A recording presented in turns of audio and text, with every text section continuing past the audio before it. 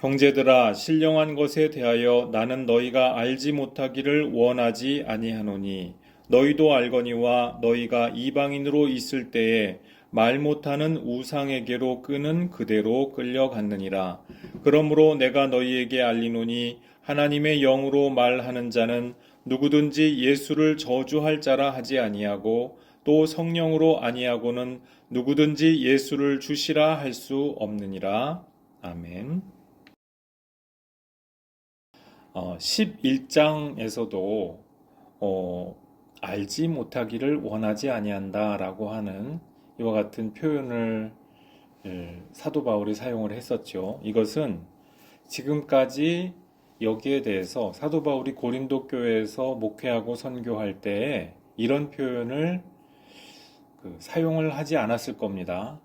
근데 사도 바울이 고린도 교회에서 이것을 꼭 알았으면 한다. 지금까지 내가 고린도 교회에서 목회하고 선교할 때 여러분에게 여기에 대해서 말한 적이 없지만 그러나 이제는 이것을 좀 알았으면 한다라고 하는 의미에서 알지 못하기를 원하지 아니하노라, 이런 좀 이렇게 힘주는 표현이죠. 그런 표현을 사용했다. 이렇게 그렇게 해석을 합니다. 우리 예수님께서도 내가 진실로 진실로 너희에게 이르노니 이렇게 말씀하시지 않습니까? 이게 늘상 쓰는 표현이 아니죠. 그런데 예수님이 제자들에게 말씀을 하실 때 내가 진실로 진실로 너에게 이른다. 그러니까 제발 잘 들어다오. 그런 뜻으로 이런 표현을 하신 것 아니겠습니까? 마찬가지라는 것이죠. 사도 바울도 지금 알지 못하기를 원하지 아니하노라, 이렇게 좀 표현에 힘을 주면서 새로 이것을 알려주니까 잘 귀담아 들어주었으면 한다. 지금 이런 내용으로 이 12장 말씀을 시작을 하고 있는 것을 볼 수가 있습니다. 아마도 고린도 교회에서 이러한 주제에 대해서 인편을 통해서 먼저 문의를 하였을 것입니다. 이 성만찬의 문제라든지 여성들의 머리 덮개 문제라든지 이런 것도 먼저 인편으로 이야기를 했었을 것이고요. 지금 이 12장의 문제, 그리고 14장까지 계속해서 이어지는 이 신령한 것의 문제, 이 문제에 대해서 아마 고린도 교회에서 혼란을 느껴서 문의를 했던 상황인 것 같습니다. 그래서 신령한 것을 도대체 어떻게 분별하면 좋으냐, 신령한 것에 대하여서 알지 못하기를 원하지 않는다. 사도 바울이 이제 신령한 문제에 대해서 알아야 할 것들을 알려주고 계시는 그러한 장이 되겠습니다. 우리 믿음 생활을 할 때 신령한 것에 대하여서 어떤 신비로운 현상에 대하여서 우리가 전혀 모르고 평생 동안 경험을 하지 못하면서 예수님을 그냥 잘 믿고 예배 때 선포되는 그 하나님 말씀 잘 듣고 그리고 그 말씀을 기억을 하면서 하나님 말씀대로 실천하면서 살아가다가 그러다가 하나님을 뵙고 이 마지막 날에 하나님 뵙고 그렇게 살아갈 수도 있습니다. 그런데 신령한 것에 대해서 전혀 모르고도 어쩌면 살아갈 수가 있다는 말이죠. 그런데 신령한 문제, 신령한 것들에 대한 그 분별 문제가 필요할 때가 있다는 것입니다. 여기에 대하여서 우리가 알아두는 것이 좋죠. 특별히 고린도 교회는 이 신령한 문제, 신령한 현상, 어떤 신비한 현상에 대하여서 굉장히 예민하고 또 목마른 교회였습니다. 그러니까 뭔가 신기한 것을 많이 추구하는 교회였다고도 말씀드릴 수가 있습니다. 그래서 여기에 대하여서 좀 잘 알았으면 좋겠다. 이렇게 지금 사도 바울이 말씀을 하고 있는 것이죠. 2절 말씀에 보니까요. 2절 말씀에 고린도에 있는 그리스도인들이 처하였던 과거의 모습, 이방인이었을 때 어떤 모습이었던가에 대하여서 사도 바울이 2절 말씀에서 상기를 시켜주고 있습니다. 어떻게 말씀을 합니까? 너희가 이방인이었을 때 말 못하는 우상들에게 끌려다니지 않았느냐, 그렇게 말씀을 하고 있죠. 그러니까 이전에 그리스도교가 전하는 복음을 받아들이기 전에 있었던 경건이라든지 종교 행태라든지 이런 것들은 그 본질상 우상 숭배였다는 것입니다. 말 못하는 존재, 우리가 우상이 말을 못하잖아요. 우상이 말을 못하기 때문에 이제 구약 예언서 이사야를 비롯한 구약 예언서에 보면은 이 우상들에 대하여서 굉장히 신랄하게 비판을 하지요. 우상 숭배에 대하여서 어떻게 말도 못하고 걸어다니지도 못하고 아무것도 할 수 없는 그러한 존재를 향하여서 그렇게 여러분의 존재를 걸고 그렇게 살 수가 있단 말입니까? 이렇게 예언자들이 막 비판을 하고 있는 것을 볼 수가 있습니다. 심지어는 그 제국이 망할 때, 나라가 망할 때 우상들이 그 사람들의 그 시종들의 이 어깨에 그 우상을 메고서 그 도망가는 장면을 이렇게 묘사를 하면서 이게 얼마나 우스꽝스러운 얘기냐, 이제 이러한 그 말씀도 있거든요. 그래서 본질은 우리가 우상으로 만들어서 섬기는 그러한 존재들이 무능력하다는 것입니다. 실제로 뭐 말을 하든지 걸어 다니든지 그런 것을 어떤 식으로 연출하든지 간에 본질은 무능력하다는 것이죠.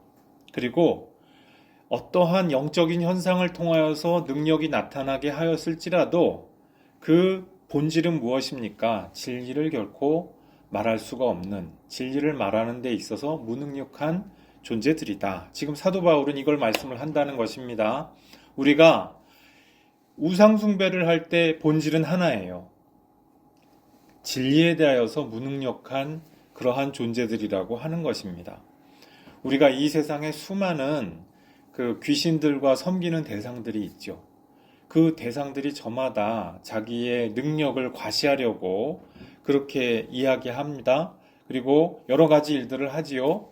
그런데 그 본질은 무엇이냐? 진리에 관해서 무능력하다는 거예요. 진실을 말할 수가 없다. 그래서 지금 이 고린도에 있는 성도들에게 사도 바울이 상기를 시켜주고 있습니다. 고린도 교회 사람들이 이방인이었을 때 그리스도교 신앙 이전의 그 삶의 모습, 그들이 갖고 있었던 종교 체험의 어떤 선입견이라는 게 뭐가 있었느냐 하면은 영들에 끌려다니는 것이 어떤 신령하고 대단한 것이라고 인식을 하는 그런 생각이 있었어요. 그런 종교적인 틀이 있었어요. 그러니까 막 황홀경에 들어가는데 자기 의지하고 반대로 막 신한테 끌려가는 거예요.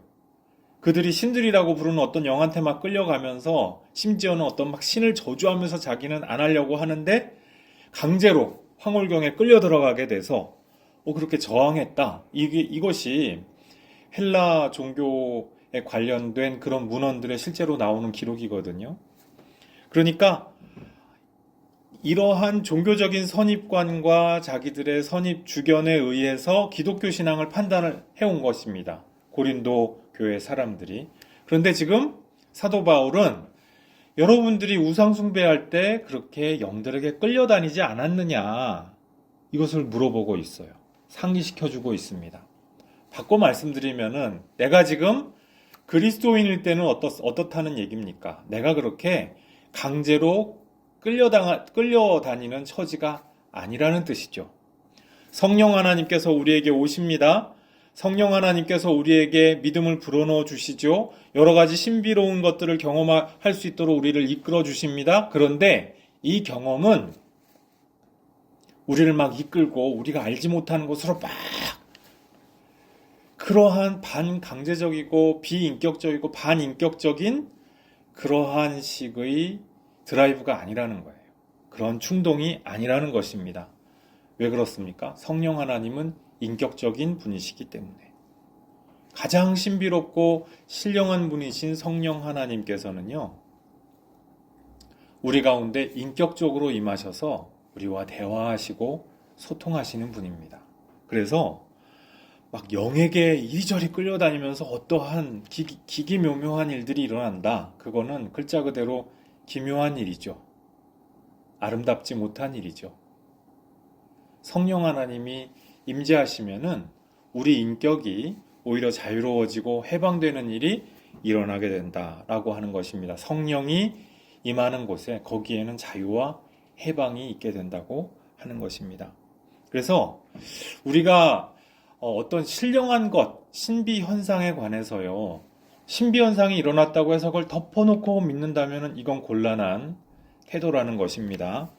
예수와 상관없이, 더더군다나 예수와 전혀 상관없이 신비 현상이 일어났다는 것만으로도 그것만 가지고 와, 저기 뭐가 있나 봐 덮어놓고 믿는 것은, 이거는 마치 그 물고기, 미끼를 물러가는 물고기와 같은 그런 모습인 것이죠.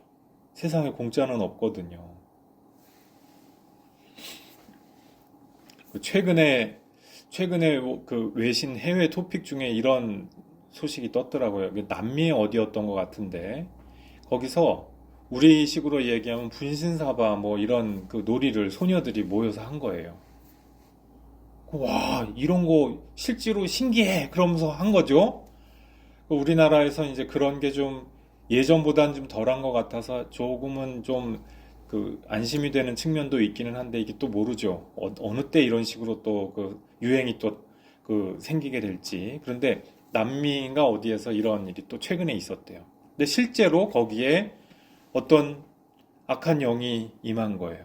그래가지고 거기에 참여했던 소녀들이 다 정신적으로 발작을 일으키고 창난을 일으켜서 병원에 실려갔던 그러한 일이 최근에도 보도가 된 것을 볼 수가 있습니다. 우리 초자연적인 현상에 대해서 에이, 그런 게 어딨어, 다 꾸며내는 거야 라고 그렇게 생각을 합니다. 그런데 사실은 우리 현대 과학적 세계관의 이 어떤 협소한 그 시야죠. 그것으로 설명하지 못하는 이 세상의 현상들이 여전히 많이 있습니다. 그리고 앞으로도 현대과학으로 설명할 수 없는 영역이 분명히 존재할 겁니다. 초자연적인 영역이라는 것이 엄연히 존재한다는 것입니다. 우리 인간들과 물리적인 차원, 그것을 넘어서는 그러한 고차원적인 그러한 현상들이 있다는 것이죠. 그런데 신비현상이라고 해서 덮어놓고 믿어서는 곤란하다. 그렇게 해서는 우리가 거기서 영적인 유익을 보기는커녕 오히려 굉장히 위험한 상황에 처하게 될 수가 있다라고 하는 것입니다. 방언이나 예언이나 치유나 이런 것들에 대해서 우리 신약 성경에 기록된 것처럼 그렇게 강력한 치유 현상이나 어떤 축기 현상이나 이런 것들은 존재하지 않았을지라도 세계 종교마다 저마다 어떤 초자연적인 현상이라고 주장하는 그런 현상들이 존재한다는 거예요. 그리스 종교에도 방언에 대한 기록이 있고요. 그래서 이 방언에 대해서 이야기를 할 때 고린도 교인들은 이미 그리스도교 이전에도 방언에 대하여서 전설로나 기록으로 이미 봐왔고 했기 때문에 낯설지가 않았을 거예요. 그래서 이제 자신들에게 전해져 온 그 종교성을 가지고 방언을 이해를 하다 보니까 지금 여러 가지 문제가 생겼던 것이거든요. 그래서 어쨌든 신비 현상을 무조건 덮어놓고 믿는 것은 곤란하다. 지금 사도 바울이 이것을 암시하고 넌지시 알려주기 위해서 지금 여러분이 지금 이방인이었을 때 그렇게 끌려다니지 않았느냐, 이렇게 지금 환기를 시켜주고 있다라고 하는 것이죠. 신비 체험을 우리가 신비 체험을 덮어놓고 믿는 것이 얼마만큼 위험한지 최근에 나는 신이다 넷플릭스 그 다큐멘터리를 통해서 우리가 많이 듣고 있지 않습니까? 정명석 씨, 이재록 씨 이런 소위 말하는 교주들, 그 사람들이 그냥 거짓말을 한 게 아니에요. 다 저마다 비상한 신비 체험들이 있었다는 얘기죠. 어떤 신비 현상들에 대하여서 일방적으로 부정적인 견해를 갖고 계신 분들은 그것이 다 거짓말일 거라고 그렇게 생각을 합니다. 근데 안 그래요. 그것도 영들이 하는 일이기 때문에 신비한 현상이 분명히 나타난다는 거예요. 비상한 현상이 나타난다고 하는 것입니다. 이 정명석 같은 경우는 문선명 통일교의 전도사를 하다가 이제 그 자기 그렇게 종교를 차린 것으로 알려져 있거든요. 통일교도 마찬가지입니다. 통일교가 뭐 그 원리 강론이라고 하는 그 자기들의 그 경전을 가지고 막 그 이렇게 보통 사람들은 알아들을 수 없는 주문 같은 얘기만 하는 막 그런 종교로 알려져 있는데요. 이 사람들도 신비 체험이 있다니까요. 그러니까 그 이제 이 문선명의 탄생지를 자기들이 성지로 이렇게 조성을 해놨더라고요. 거기 가가지고 합숙을 하는데 거기서 합숙을 할 때 영험한 꿈을 꾼대요. 그러면 사람들이 다 기뻐해주고 축하해준다는 거예요. 그러면서 이제 그 문선명 탄생지라고 하는 그곳으로 가서 거기에서 예수를 저주하는 그러한 그 일들을 한다는 것이죠. 그러면서 문선명이 메시아다. 이런 식으로 이야기를 한다는 거예요. 신비 체험이 없고 그게 다 거짓말이냐? 아니라는 것입니다. 그리고 또 뭐 전도관, 박태선, 지금 우리 젊은 세대들은 박태선의 이름조차 알지 못하겠지만, 우리 이제 기성세대들은 그 이름이 굉장히 악명이 높은 무시무시한 이름이죠. 한강 백사장이 있었던 시절에 한강 백사장에서 사람들 모아놓고 부흥 집회를 해서 수많은 사람들을 모았던. 근데 이 사람이 어떻게 됐습니까? 나중에 그 장로, 박태선 장로였는데 나중에 이제 완전히 그 신흥종교 교주가 돼버렸죠. 그래서 흔히 하는 얘기가 처음에는 신령한 장로였는데 나중에 믿음이 탈선해서 전도관이라고 하는 신흥종교를 차렸다. 근데 사실은 아니라는 거예요. 이제 이동원 목사님, 지구촌 교회 지금 원로 목사님 하시는 이동원 목사님이 예전에 하신 말씀을 들어본 적이 있는데요. 이동원 목사님이 그때 백사장에서 이 박태선이 그 이렇게 막 기적, 신유 이런 거 집회할 때 그때 그 녹음되었다는 그 초기의 테이프를 구해서 그걸 필사한 걸 가지고 같이 연구를 해본 적이 있대요. 목사님들끼리 모여가지고. 근데 거기서 그거를 읽어보면서 깜짝 놀랐대요. 사람들이 처음에는 잘 믿었는데 나중에 타락한 것으로 알고 있는데 전혀 그렇지 않더라는 거예요. 예수님의 십자가와 예수님의 보혈과 예수님의 부활과 여기에 대해서 이해가 전무한 사람이더랍니다. 예수와 별 상관이 없더래요. 그래서 신비 체험이라고 하는 것을 일으킨다고 해서 그 사람을 무조건 따라가면 망하기 딱 좋다고 하는 것이죠. 이 신비 현상에 대해서 할 얘기가 정말 많고 우리나라 이단 종교사 여기에서 정말 별의별 사건들이 다 있었습니다. 그 정명석 지금 막 그 정명석의 그 성범죄 행위 그것 때문에 지금 나라가 들썩들썩하지 않습니까? 그런데 교회에서는 이것을 오래전부터 경고해 왔고 여기에 대해서 수많은 데이터를 세상에 공개해 왔죠. 지금 이제 넷플릭스라고 하는 그 이제 플랫폼을 만난 덕에 이것이 온 세계에 알려지게 돼서 그나마 다행인데요. 정말 별의별 일들이 다 있었는데 도대체 그런 터무니없는 생각이 어떻게 해서 만들어지게 되었느냐. 소위 말하는 피가름 교리라고 하는 것으로 부터 만들어진 거거든요. 근데 이것이 다 문선명, 박태선 다 피가름 교리를 얘기합니다. 이게 일종의 혼음 교리거든요. 근데 이 문선명과 박태선의 스승이 있습니다. 그 스승이 김백문이라는 사람이에요. 그리고 이 김백문의 또 선배가 있습니다. 정득은이라는 약간 무당도 아닌 이상한 사이비가 좀 있었어요. 그리고 이 사람보다 더 앞서서 황국주라는 사람이 목가름이라고 하는 것을 이야기한 거예요. 목가름이라고 혹시 들어보셨어요? 이 목가름이라고 하는 얘기가 그렇습니다. 황국주가 어느 날 꿈을 꿨대요. 그런데 꿈을 꾸는데 꿈에 예수님의 자기의 목이 탁 잘라지더니 예수님의 목이 거기에 와서 탁 붙더래요. 깜짝 놀라가지고 와 내가 이제 예수님의 목이 달렸구나. 그래가지고 그때부터 신나가지고 이제 자기가 굉장히 중요한 사람이라고 그렇게 이렇게 주장하고 다녔다는 것이죠. 근데 이 황국주의 목가름 교리를 그대로 받아가지고 정드근이라고 하는 사람이 원래 무당이었던 걸로 알고 있는데, 그러니까 이 사람이 이제 자기도 예수님의 목이 자기에 와서 붙었다는 거예요. 이제 이걸 막 이야기를 하기 시작을 했어요. 그러니까 어느 정도로 그 종교적인 사기를 치는 사람들이 대단한지, 이제 당시가 1930년대였습니다. 지금으로부터 거의 100년 전 이야기죠.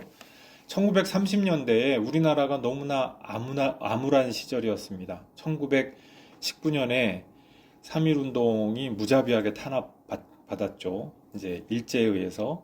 그리고 1920년대에 그 사회운동이라고 하는 것이 다 좌절이 되고요. 그리고 좌우가 전부 다 이렇게 거의 괴멸 상태까지 간. 그래가지고 30년대가 되니까 세상이 굉장히 암울해져 있는 거예요. 그래서 사람들이 신비로운 현상에 자꾸 경도되고 귀를 기울이게 됐죠. 이제 이러한 배경에서 황국주나 정득은 같은 사람들이 득세를 하고, 또 그 김백문이라는 사람은 이스라엘 수도원이라고 하는 거를 차려가지고 또 이렇게 영업을 하고 이제 그랬죠. 당시에 조선 팔도에서 가장 유명한 부흥사 목사님이 있었어요. 이용도 목사님이라는 분이 설교도 너무 잘하시고 얼굴도 너무 잘생기시고 너무 이렇게 멋있는 분이에요. 그분의 이 글을 읽어보면은 영성이 아주 충만하고 훌륭한 목사님이었다는 것을 알 수가 있습니다. 그런데 사건이 터졌어요. 이 정득은이라고 하는 이 여인한테 예수의 영이 임했다는 소문을 들은 거예요. 그러니까 이 예수의 십자가라고 하면은 그 못 말리는 이 열정을 가진 이용도 목사님이 바쁜 일정을 쪼개가지고 이 정득은을 만나러 간 거예요. 전후 앞뒤 사정, 뭐 이 사람이 황국주라고 하는 사람한테서 수상한 교리를 받았고, 뭐 이런 전후 사정을 다 알았더라면 얼마나 좋았겠어요. 근데 이걸 모르시고 그냥 간 거예요. 예수의 영이 임했다라고 하니까 어떻게 임하였나 한번 보자 해가지고 갔는데, 이 정득은이라고 하는 사람이 이용도 목사님이 딱 오는 걸 보더니, 내가 예수다, 예수가 나에게 임했다 하고 사극톤으로 쫙 얘기를 한 거예요. 얼마나 서슬이 시퍼렇게 그렇게 이런 말을 외치던지, 이 이용도 목사님이 그만 어떻게 했겠어요? 내 이놈! 사기치지 말아라. 그랬더니 얼마나 좋았을까. 그런데 그렇게 하질 않으시고 거기서 깜짝 놀라가지고 큰 절을 넙죽하면서 나의 주님, 나의 하나님이십니다 이랬다는 거예요. 아이고. 이용도 목사님 그 훌륭한 부흥사 목사님인데 그 일로 한국 교계가 발칵 뒤집혔어요.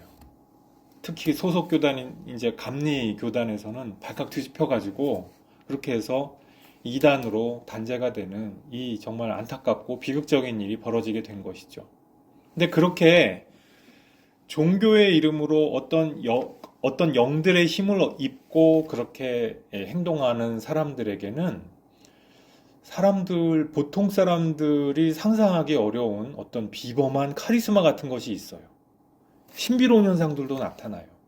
그럼 덮어놓고 그거를 다 믿으면 되느냐? 그렇지 않다는 거예요. 나에게 예수의 영이 임했다라고 주장하는 사람도 성경은 말씀합니다. 반드시 분별하여 보라 라고 그렇게 기록하고 있어요.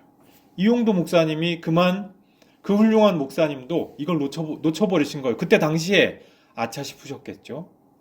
근데 이것 때문에 평생 너무 고초를 많이 겪으셨어요. 자, 그래서 신비현상을 절대로 덮어놓고 믿어서는 안 된다. 예수의 영이라고 주장하는 그 영이라고 할지라도 진짜인지 정말 그러한지 반드시 분별하여 보아야 한다. 신령한 것에 반드시 분별하여 보라라고 사도들은 우리에게 권면합니다. 그래서 3절 말씀에서 지금 사도 바울이 어떻게 신령한 것을 분별할 수 있느냐, 그 분별 기준에 대하여서 말씀하고 있습니다. 우리 3절 말씀 다시 한번 읽어보겠습니다. 시작. 그러므로 내가 너희에게 알리노니 하나님의 영으로 말하는 자는 누구든지 예수를 저주할 자라 하지 아니하고 또 성령으로 아니하고는 누구든지 예수를 주시라 할 수 없느니라. 아멘. 자, 성령으로 말하는 자다라고 주장하는 사람들이 예수님 이 사도들 당대에도 있었고 오늘날에도 있습니다. 그런데 이 주장에 대해서 어떤 신비현상이 있다고 해서 방언이나 예언 같은 것이 신통하게 뭔가 보인다고 해서 예언을 했는데 그것이 딱 맞아 떨어졌다. 그러니까 신통하고 영험하지 않느냐? 아니라는 것입니다. 그런 것으로 영적인 사람이라고 주장하는 이들이 분명히 있는데 아까도 말씀드렸다시피 신비현상 자체는 이방 종교에도 있다는 것이에요. 그거 자체로 예수의 영을 정말로 받았다. 하나님의 영을 받아서 그렇게 말하는 것이다라고 주장할 근거가 되지 않는다라고 하는 것입니다. 자, 신령한 것의 분별 기준 어떤 것이 있습니까? 예수를 저주할 자라 하지 않는다는 것입니다. 이게 역사적으로 당시 사도 바울의 시대에 아마 실제로 이런 일들이 있었던 것 같아요. 황홀경 상태에서 예수를 저주하는 자칭 영을 받았다는 열광주의자들이 있던 것이 아니었겠느냐? 성경학자들이 이렇게 생각하는 경우가 많습니다. 그러니까 이게 이제 영지주의, 이게 2세기 이후에 가면 영지주의가 굉장히 심각해지거든요. 이 영지주의라고 하는 이 이단에서 내세우는 대표적인 주장이 뭐냐면 육신은 천하다는 거예요.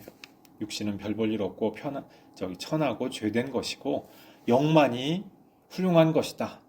그래서 육신으로 예수가 오셨다는 것은 사실은 가짜로 오신 것이고 영이 사실은 귀한 것이다. 이제 이런 식으로 얘기하죠. 그래서 사도 요한이 이것을 보고서 기가 막히니까 예수님은 그런 분이 아닌데 해서 이제 우리에게 전하여 준 문헌이 바로 요한복음이고 그리고 요한 공동체를 통하여서 우리에게 전하여진 그 복음서와 그리고 서신서죠.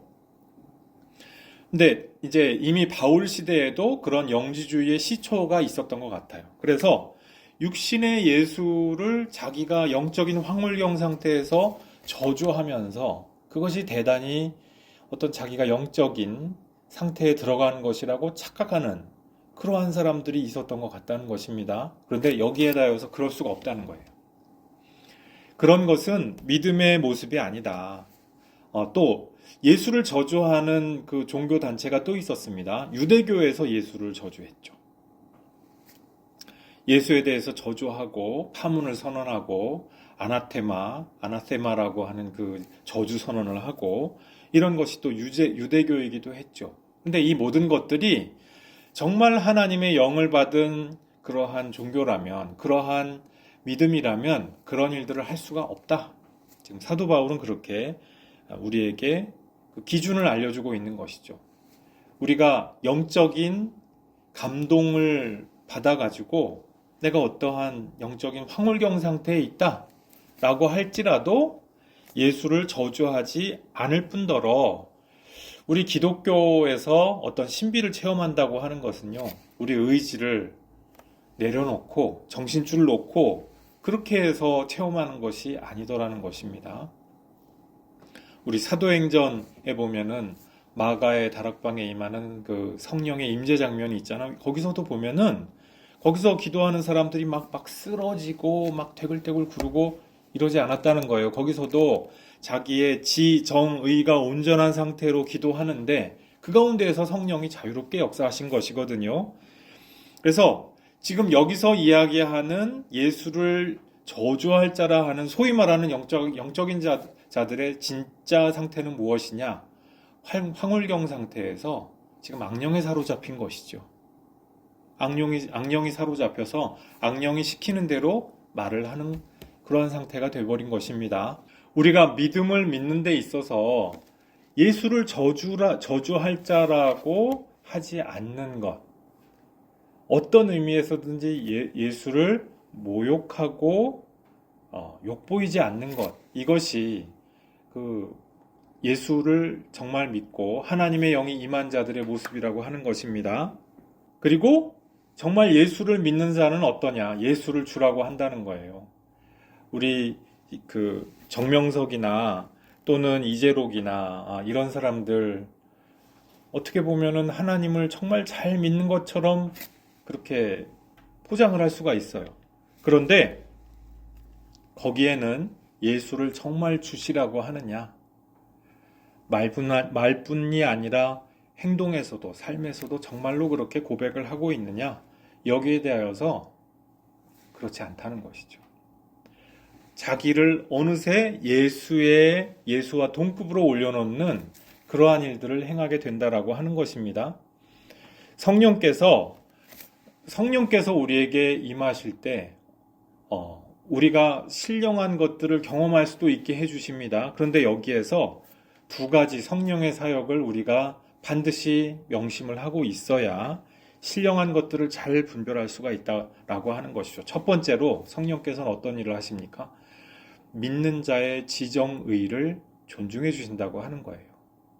막 자기 의지와는 상관없이 막 예수를 저주하게 한다든지 뭐 예수와 자기를 동급인 것처럼 얘기하게 한다든지 그거는 성령이 하는 일일 수가 없다라고 하는 것입니다. 가장 신사적이고 가장 점잖은 엄마 아빠처럼 끊임없이 믿는 자들의 지정의를 존중하시면서 믿는 자들의 지정의를 진정한 자유와 해방으로 이끌어주시는 그러한 사역을 하고자 하시는 것이 성령이시다.